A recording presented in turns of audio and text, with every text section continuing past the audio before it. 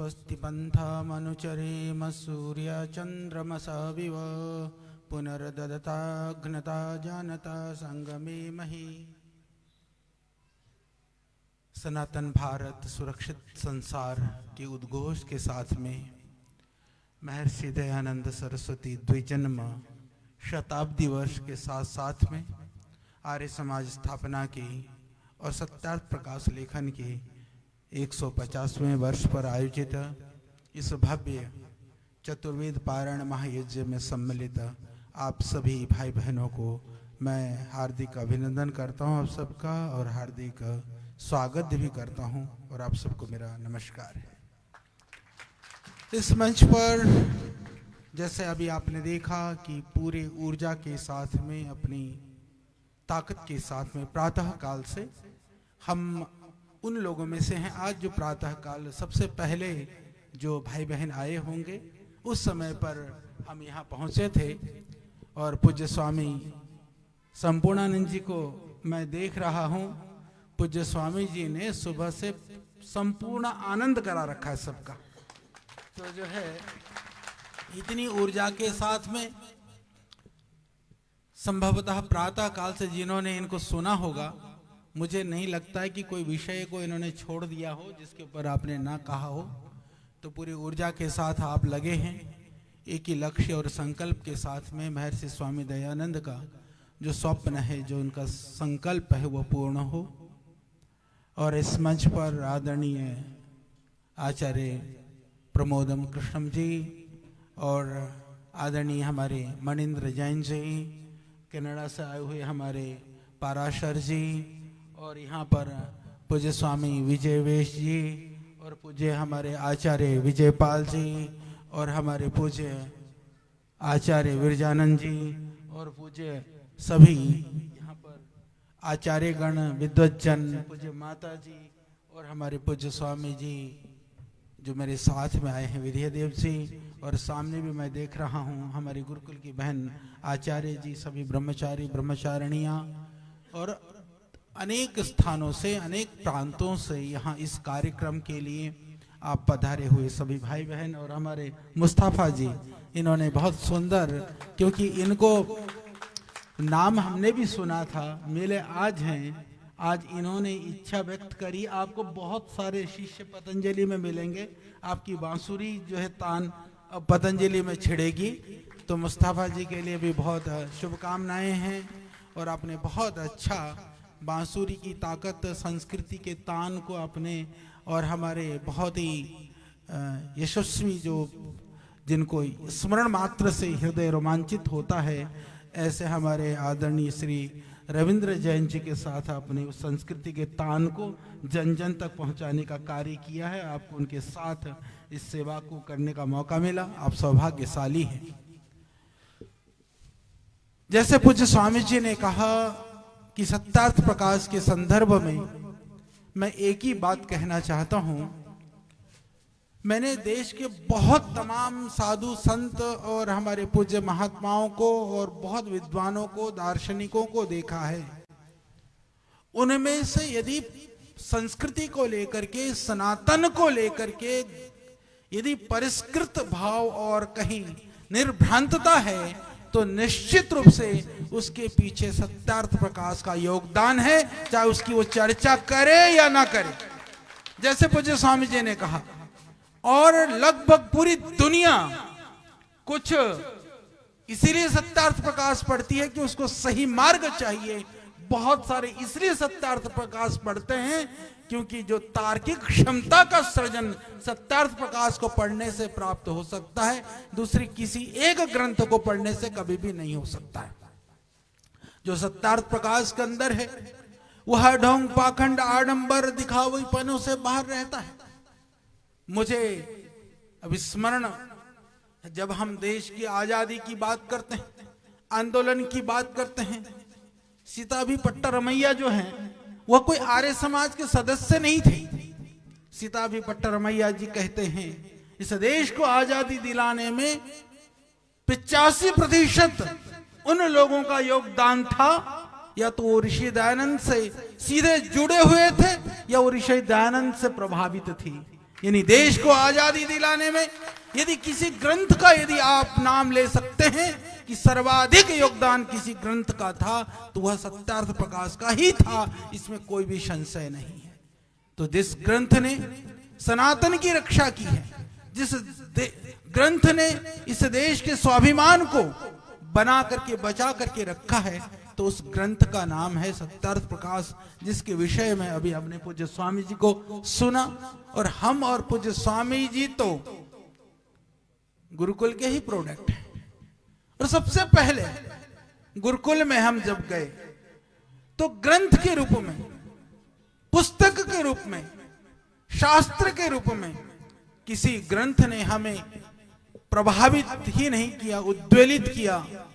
देश धर्म संस्कृति के लिए कुछ कर गुजरने के लिए प्रेरणाएं दी, तो उस ग्रंथ का नाम सत्यार्थ प्रकाश ही था। तो इसीलिए वह सत्यार्थ प्रकाश वो हमारे जीवन के लिए, हमारे आज हम जहां भी हैं, यदि ऋषि दयानंद न होते, यदि ऋषि दयानंद की परंपरा न होती और उस परंपरा में स्वामी श्रद्धानंद जी न होते, तो गुरुकुल कहां से प्रारंभ होते। और उस श्रद्धानंद की गुरुकुलीय परंपरा में स्वामी पूज्य स्वामी ओमानंद जी ना होते तो हरियाणा में गुरुकुल का जाल न बिछता, और स्वामी ओमानंद जी ना होते तो हमारे आचार्य बलदेव जी भी ना होते, आचार्य बलदेव जी ना होते तो न स्वामी रामदेव होता, न आचार्य बालकृष्ण होता। वह गुरुकुलीय परंपरा के हम बच्चे हैं, उस उपवन के हम अपने आप को एक सेवक मान सकते हैं। तो आज जो भी पाया है वो ऋषि की कृपा है। आज श्रद्धेय स्वामी जी पूरे ऊर्जा के साथ में, ताकत के साथ में, दृढ़ता के साथ में सभी आसुरी शक्तियों से टकराते हुए भी अपने सिद्धांत और अपनी मान्यता के प्रति दृढ़ हैं। तो उसके पीछे ऋषि दयानंद की कृपा और उनके द्वारा लिखित सत्यार्थ प्रकाश का ही बड़ा कारण है। तो दुनिया का ऐसा अद्भुत ग्रंथ आज आप यहां बैठ करके उसके 150वें वर्ष का ये उत्सव मना रहे हैं, यज्ञ कर रहे हैं। जीवन के अंदर यदि ऊर्जा चाहिए, सात्विकता चाहिए, सनातन को समझने का सामर्थ्य चाहिए, तो निश्चित रूप से सत्यार्थ प्रकाश का आलंबन आपको लेना होगा। क्योंकि यह देश, मैं आपको एक छोटी सी बात सत्यार्थ प्रकाश के संदर्भ में ही जोड़ करके कुछ बता देता हूं, क्योंकि आपने इतना पूज्य स्वामी जी को सुबह से सुना है और मंच पर बड़े बड़े हमारे आचार्यगण हैं, स्वामी जी हैं, सभी विद्वज्जन यहाँ पर हैं, आपको सबको सुनना है। अपने ज्ञान की पिपासा को शांत करते हुए उसकी ज्ञान की अभिवृद्धि आपको करनी है। जब हम, क्योंकि यहाँ पर हमारे विरजानंद जी बैठे आजकल, क्योंकि हमें भी इतिहास का भूत सवार है, मैं कुछ इतिहास के संदर्भ में, क्योंकि आप जानते हैं कि श्रद्धेय स्वामी जी और हम योग के लिए, आयुर्वेद के लिए काम करते हैं, शिक्षा के लिए काम करते हैं, स्वास्थ्य के लिए काम करते हैं। अभी पतंजलि का नया रूप आपको मिलेगा कि हम इतिहास के लिए भी बड़ा काम कर रहे हैं। जब मैंने हरियाणा की धरती से एक बड़े विद्वान हैं, आर्कोलॉजिकल सर्वे ऑफ इंडिया के वो निदेशक रहे, नाम भी मैं बता देता हूं, आदरणीय धर्मवीर जी जो है शर्मा। तो मैंने धर्मवीर जी से पूछा, ये बताओ कि ये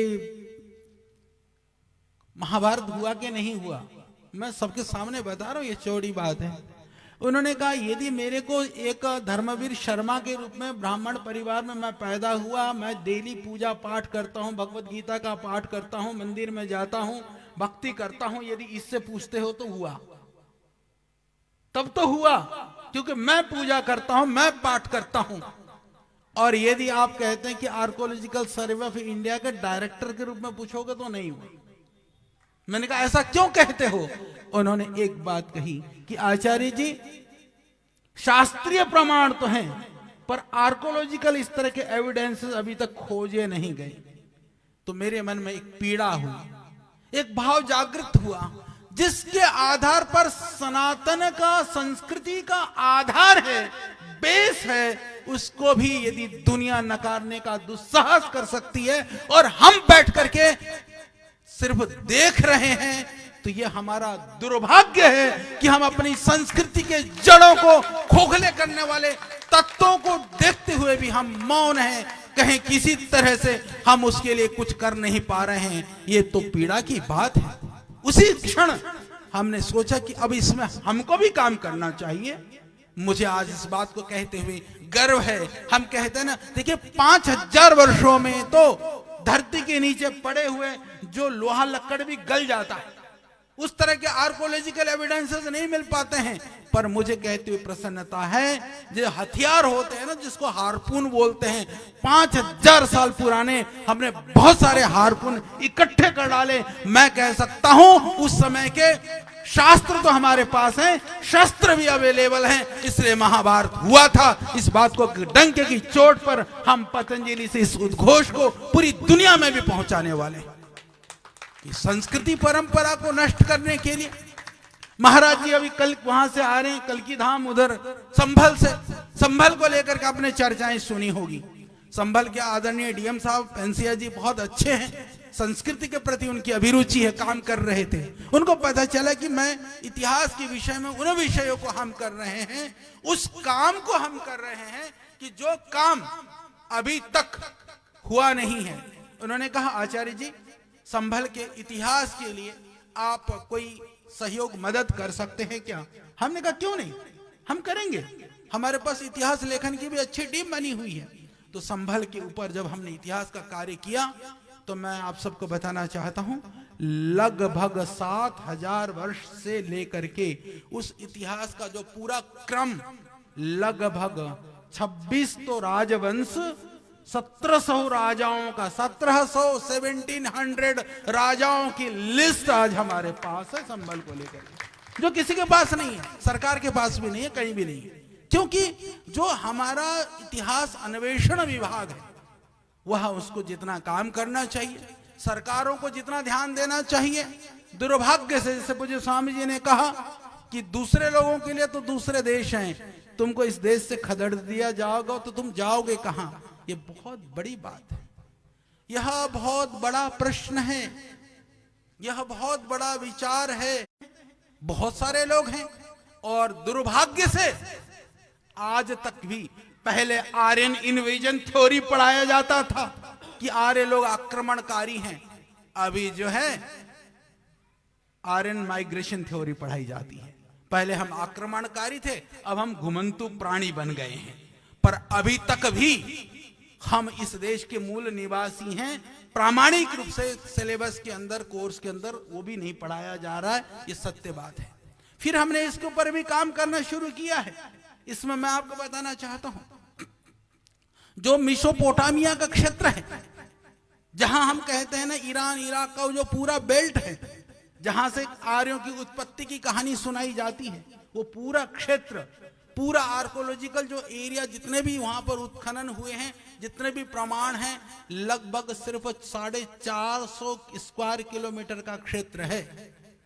ध्यान से सुनना मेरी बात को, 450 स्क्वायर मीटर का क्षेत्र है।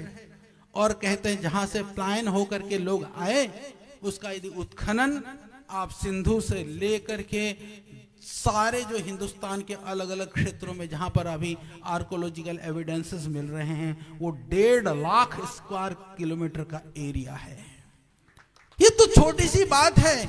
बड़े कुनबे में से आदमी थोड़ा तो माइग्रेट होता है।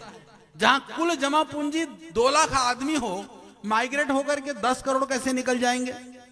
हम यह भी दुनिया को नहीं समझा सके, यह हमारा दुर्भाग्य है। इस काम को भी आज हम कर रहे हैं और पूरे प्रामाणिकता के साथ में, एविडेंसेस के साथ में हम ये सिद्ध करके दिखाएंगे कि हम यहीं के मूल थे और जो अंग्रेजों ने षड्यंत्र किया, आज भी हम उस षड्यंत्र के शिकार होकर के जी रहे हैं। ये हमारा दुर्भाग्य है। उस दुर्भाग्य से भी बहुत जल्द मुक्ति मिलेगी, क्योंकि श्रद्धेय स्वामी जी ने, मैं माननीय प्रधानमंत्री जी का धन्यवाद करता हूं कि स्वामी जी ने सरकार के लिए जो हम लोगों ने आंदोलन किया, जो संघर्ष किया, उसके बाद में एक ही निवेदन किया था कि आप ये मैकॉले की जो ये जो श्राप है, ये जो इसके जो षड्यंत्र है, उस इस देश को मुक्ति के लिए एक भारतीय सनातन परंपरा का एक शिक्षा बोर्ड हमें बनाने की सहमति दे दें, उन्होंने दे दी है। भारतीय शिक्षा बोर्ड के रूप में अब करीबन कई सौ स्कूल अभी उसके साथ संबद्ध हो चुके हैं, और यदि आप स्कूल वगैरह चलाते हैं तो उसके साथ अपने स्कूलों को संबद्ध बनाइए, जहां हम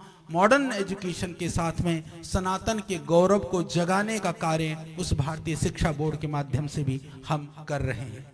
तो आप सबसे मेरा निवेदन है, तो मैं ये आपसे यही कह रहा था कि आज तक हम अंग्रेजों के द्वारा किए हुए षड्यंत्र से भी मुक्ति नहीं पा सके।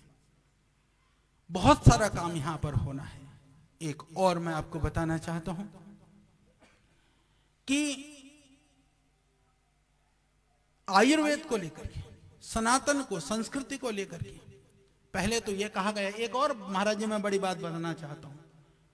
इतिहास के नाम पर हम कहते हैं वेद विश्व का सबसे पुराना ज्ञान है, सबसे पुरानी पुस्तक है। श्रुति परंपरा तो हमारी लाखों करोड़ों वर्ष पुरानी, जब लिखे ही नहीं गए, लिखे भी गए तो सबसे पहले लिखे गए। और महाराज यहां बैठे हैं, मैंने आपसे भी पूछा था ये प्रश्न। लोग, दुनिया कहती है वेद तो देवनागरी में लिखे गए हैं। देवनागरी भाषा तो 1200 साल पुरानी है, और उससे पहले तो ब्राह्मी आदि दूसरी लिपियां भाषाएं थी। उसमें वेद क्यों नहीं मिलते, मंत्र क्यों नहीं मिलते? हमारे पास कोई उत्तर नहीं था, आज तक कोई उत्तर नहीं था। हम कहने के लिए कहते ना श्रुति परंपरा। मैंने कहा कि ऐसा हो नहीं सकता। यदि वेद शास्त्र हमारे प्राचीन हैं तो कुछ ना कुछ तो प्रमाण मिलना चाहिए। हमने इसके ऊपर काम करना शुरू किया। करते हुए हमने पाया कि जब ब्राह्मी लिपि को हम लेके जाते हैं 2200-2300 वर्ष पहले लेके जाते हैं, लगभग उससे पहले पुराने में जाते हैं तो हम सिंधु सभ्यता की सिंधु लिपि की बात करते हैं। सिंधु लिपि को लोग कहते हैं कि आज तक पढ़ा नहीं गया, तो नहीं पढ़ा गया। पर दुर्भाग्य है कि जो मेसोपोटामिया के अंदर जो सुमेरियन लिपि है, सुमेरियन लिपि को लोगों ने कहा ये 9000 साल पुरानी है। फिर उसके बाद में हमने कहा कि हमारी जो सिंधु लिपि है उसको हमने कहा कि ये तो 6000 साल पुरानी है। मैं कहता हूं कि सुमेरियन से चल करके यदि सिंधु घाटी में आना था तो क्या किसी लिपि को 3000 वर्ष लगने थे क्या? और दूसरी बात, यदि हम वहां से चल करके आने थे हमको वही सुमेरियन सभ्यता से अपना जो है उठ करके मेसोपोटामिया से, तो लिपि वहां जब 9000 10,000 साल पुरानी लिपि थी, तो जब माइग्रेट होकर के भारत में कब्जा करने के लिए आना था तो अपनी लिपि वगैरह भी तो लेकर के आते ना। हम 1200 साल पुरानी लिपि में क्यों अटकते? तो इसका मतलब झोल है, कहीं कहीं बहुत बड़ा षड्यंत्र है। हमने ढूंढना शुरू किया। जब ब्राह्मी लिपि चल रही थी, पैरेलल एक लिपि का प्रचलन था जो देवनागरी से 80-90% मेल खाती है। उस लिपि का नाम है ब्राह्मी, नहीं है भूजी मल। उस लिपि का नाम है, जो अक्षर लिपि है, चित्र लिपि नहीं है। ये मैंने उस छिपाई हुई रहस्य को भी ढूंढ लिया है महाराज जी। ये मैं आपको बताता हूं, जो पैरेलल चलती थी, क्योंकि ब्राह्मी लिपि चित्र लिपि है। चित्र लिपि के साथ साथ में कोई अक्षर लिपि थी। दुनिया की सबसे प्राचीन अक्षर लिपि का नाम है भुजीमल। भुजीमल ही देवनागरी की जननी है, ब्राह्मी जननी नहीं है। यह प्रमाण हम ढूंढ चुके हैं। तो यह इतना बड़ा षड्यंत्र, इतना बड़ा झोल, और उस षड्यंत्र और इस का समाधान, इसकी औषधि क्या है? इसका एकमात्र औषधि है कि हम धार्मिक आध्यात्मिक मान्यताओं के साथ में, आध्यात्मिक होने के साथ साथ में कुछ कुछ हमारी विधाओं को लेकर के हमको वैज्ञानिक सोच की ओर भी जाना होगा। उसके लिए हमको काम करना होगा। हम काम कर रहे हैं। मेरे मन में एक ही भाव था, यदि हम सर्वाधिक प्राचीन संस्कृति हैं, यदि हम सर्वाधिक प्राचीन भाषा हैं, यदि वेद परमात्मा के द्वारा दी हुई वाणी है, तो उसके एविडेंसेस और प्रमाण भी मिलेंगे। जब ऋषि दयानंद ने कहा कि हमारी संस्कृति लाखों वर्ष पुरानी है, पर आज के इतिहास वाले तो कहते हैं सभ्य मानव का इतिहास ही 20-22 हजार साल पुराना है। उससे पहले तो आदमी जो है जंगली था। इतिहास की बात है, बहुत लंबी बात हो जाएगी, पर संक्षिप्त में मैं आपको बताना चाहता हूं कि हमने जिसको आर्कोलॉजिकल जो एविडेंस माने जाते हैं, फॉसिल्स एविडेंसेस माने जाते हैं, उन सारे एविडेंसेस को ढूंढ करके हमने ये पाया है कि जो 17, 18, 19 लाख साल पुरानी जो मानव की खोपड़ियां जो फॉसिल्स बन चुकी हैं, उन खोपड़ी के अंदर, उस पेट के अंदर बहुत सारे आयुर्वेदिक औषधीय तत्व हमने पाया है। कहीं पर अलसी जिसको कहते हैं ना, आजकल लोग कहते हैं विदेशी फ्लैक्सीड खाओ, वह अलसी से लेकर के, जौ से लेकर के, दारू हल्दी से लेकर के बहुत सारे औषधीय तत्व के गुण हमने उन देह के अंदर, दांत को ठीक करने के लिए दांत के अंदर भी देवदारू का गोंद वो फॉसिल्स के रूप में मिला है। वो सब चीज ढूंढने का काम उन सब, वो भी एक और बताना चाहता हूँ मजेदार बात, वो हमने ढूंढा नहीं है, लोगों ने ढूंढा है। वो एविडेंसेस हैं, दुर्भाग्य से लोगों के बीच में नहीं है। जो विदेशी लोग कहते हैं कि मानव, सभ्य मानव 20,000 साल पहले था, वो कहते हैं 18 लाख साल पहले वो जड़ी बूटियों का प्रयोग करता था। तो जंगली तो बंदर तो जड़ी बूटी का प्रयोग करेगा नहीं, वो कोई बुद्धिशाली इंसान ही हो सकता है। तो उन्हीं के आधारों पर, उनके एविडेंसेस के आधार पर हम अपनी परंपरा को स्थापित करने का बड़ा काम कर रहे हैं, क्योंकि हमारी परंपरा सत्य परंपरा है, हमारी परंपरा सार्वभौमिक परंपरा है, हमारी परंपरा वैज्ञानिक परंपरा है, हमारी परंपरा यह देवों की परंपरा है, इसीलिए यह सत्य है। तो उस सत्य को स्थापित करने के लिए दुनिया जिस भाषा में समझती है वो समझाने का काम हमारा है। आज सैकड़ों वैज्ञानिक मिल करके हम उन चीज़ों को स्थापित करने का, उसको दुनिया तक पहुंचाने का आयुर्वेद के क्षेत्र में हम काम कर रहे थे। तो हमने कहा, लोग कहते हैं कि आयुर्वेद 5000 वर्ष पुरानी पद्धति है। मैंने उनसे निवेदन किया कि मैंने कहा 5000 नहीं, 18-19 लाख साल पुराने प्रमाण तो आज हमारे पास हैं। हम कह सकते हैं कि आयुर्वेद लाखों वर्ष पुरानी पद्धति है। तो काम करने की आवश्यकता है, दुनिया को समझाने की आवश्यकता है। तो सामर्थ्य हम प्राप्त करें और इस तरह के आयोजन से, कार्यक्रम से निश्चित रूप से इसमें नई चेतना आएगी, नई जागृति आएगी और आप सब कुछ भी समझ पाएंगे, सीख पाएंगे, अपनी देश की, अपनी विधा की, अपनी सनातन के गौरव को आत्मसात करके अपने आने वाली पीढ़ियों को, उनको प्रेरित करते हुए आगे बढ़ाने का आप काम करेंगे। मैं और बता देना चाहता हूँ कि हमारे यहाँ जब हम सनातन की बात करते हैं, गौरव की बात करते हैं, तो ययाति की बड़ी बात होती है कि ययाति जो महर्षि हुए, राजा हुए, उन्होंने कहा कि मुझे अपनी जवानी दे दो, अपने बच्चों से जवानी मांगी। और हम थोड़ा नेगेटिव पक्ष में बोलते हैं कि वो अपनी बड़ा वो जैसे ना अपनी जवानी, मतलब वो एक तरह से उसको अय्यास के रूप में गिनते हैं।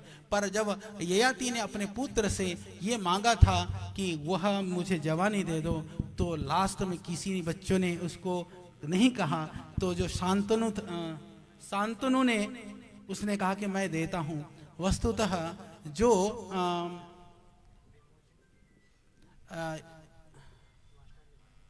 नहीं, क्या नाम था पुत्र का? शांतनु नहीं, पुरु ने, हाँ, पुरु ने कहा कि मैं दूंगा। तो पुरु, मैं आपको बताना चाहता हूं कि वस्तुतः पुरु भारतवर्ष से वो ईरान, इराक की तरफ, इजिप्ट की तरफ गए थे। और जो पोरस के रूप में, पुरु से पहले, पोरस से पहले कोई राजवंश का कोई इतिहास वहां पर नहीं मिलता।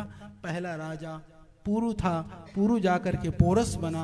और यह इतिहास मैं नहीं, एक जर्मन का बहुत बड़ा इतिहासकार ने लिख रखा है, वो भी एविडेंसेस। क्योंकि अभी तक जितने इतिहास हमारे भारत में पढ़ाया जाता है सारे भारत में ही आते हैं, हम बाहर जाकर के हमने कुछ किया ऐसा प्रमाण नहीं दिया जाता। वो पुरु का इतिहास भी हमने काफ़ी ढूंढ निकाला है, वो भी लिख मारा है। अभी आगे बहुत जल्द ही ये सब प्रमाण आपको मिलेंगे। तो बहुत समय हुआ, सुबह से हम लगे हुए थे, आप सबके साथ में थे। तो यही है कि सनातन के गौरव को बढ़ाना है तो परिवार में वेदों को लाइए, ऋषि दयानंद को लाइए, सत्ता प्रकाश को पढ़िए। इसके अलावा कोई मार्ग नहीं है, जीवन कल्याण के लिए भी नहीं है और जीवन की पवित्रता के लिए भी नहीं है। आप सबको बहुत शुभकामनाएं, बहुत बहुत प्रणाम। पूज्य आचार्य जी के लिए तालियां बजाइए एक बार जोरदार लेके। बहुत बहुत धन्यवाद आचार्य बालकृष्ण, एक बार जोरदार तालियों के साथ स्वागत। भारत माता की। मैं निवेदन करूंगा कार्यक्रम के संयोजक स्वामी संपूर्णानंद सरस्वती जी से, वो सभी अतिथियों को गायत्री पट्टिका से सम्मान करेंगे। इनका काम है हमारे स्वागताध्यक्ष। पहले सत्यार्थ प्रकाश का विमोचन करा लो। इससे पहले सत्यार्थ प्रकाश हमारे अतिथियों को एक एक देंगे, सभी को एक एक प्रति देंगे, उसका विमोचन होगा। सभी तालियां बजाते रहें जोरों से। सभी के हाथों में एक एक प्रति दे दें।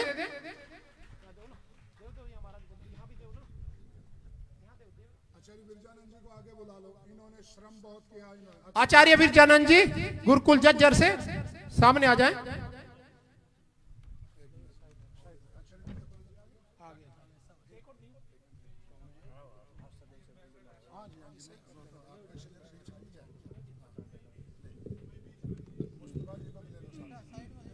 तालियां बजाते रहेंगे। देखिए आचार्य बालकृष्ण जी ने आपको बताया, स्वामी संपूर्णानंद जी ने बताया कि यदि सत्यार्थ प्रकाश पढ़ेंगे तो कैसे हमारा जीवन बदल जाएगा और कितने ही महापुरुषों का जीवन इससे बदला है। जोरदार तालियों के साथ अभिनंदन।